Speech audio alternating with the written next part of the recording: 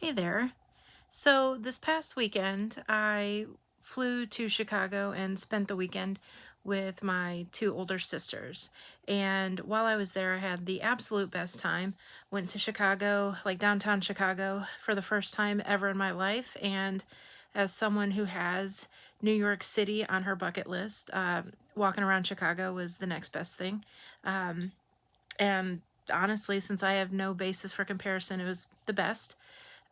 So one of the things that my sisters and I did before we went our separate ways and came back home to start another week, we went through a tub of pictures that our mother had. I don't know if she gave it to my sisters or what, but we are in possession of this ginormous tub of pictures. It's like all the family pictures. And I didn't go through all of the pictures, but I did find the one picture that I have been looking for years. So I was a teacher for 18 years. I was a principal for one terrifying, horrifying year. And there was always this one picture that I would reference when I would get to talking to parents of students and I would get asked about, what made me want to become a teacher. A lot of times I would simply say, well, I've just always wanted to be a teacher. And that's true. I just always have. And I would always say that there was even a picture of me that my mom took of me teaching my Cabbage Patch dolls when I was a kid. And I always told people about that picture, and that somehow was validation for my love of teaching. But I'd never had this picture. Like I knew it existed, and like I said, I told people about it for years, but I never had it. And I wanted to find that picture. I'm not a teacher anymore, but I wanted to see this picture.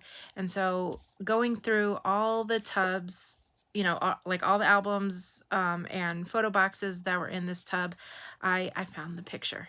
And I wanted to share this with you. This is circa, I don't know, 1990, 1989, somewhere around there. Obviously, sometime when New Kids on the Block were big, because I remember I was a blockhead way back then. So the fact that I have a New Kids on the Block t-shirt on way back then is pretty awesome.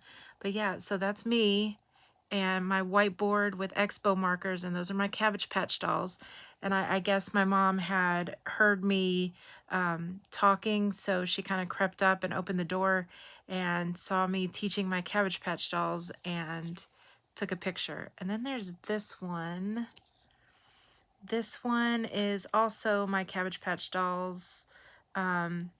That's a TV on a stand, a little rolly cart, and some cassette tapes there. So obviously this is also peak late 80s, early 90s. But I wanted to share that with you because these pictures, they've really meant so much to me. And like I said, even though I'm not a teacher anymore, those pictures really speak to how much my heart was in the profession.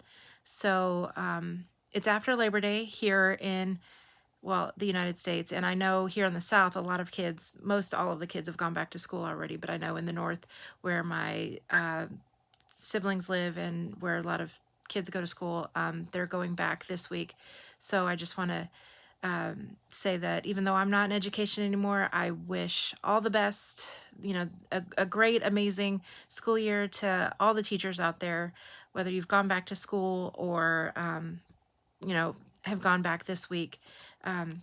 Teaching is not for the faint of heart. It's really not. And for those of you teachers who are questioning why you do this, I'm not going to tell you to remember your why, because I think that is the most ridiculous question. And sometimes the why is simply because we need a paycheck. Not that teacher paychecks are all that great, but just hang in there.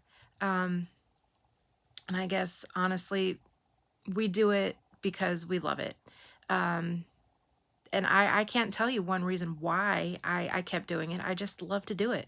And I always wanted to do it, so I did. So teachers, have a great school year. Hang in there. Christmas break is going to be here before you know it.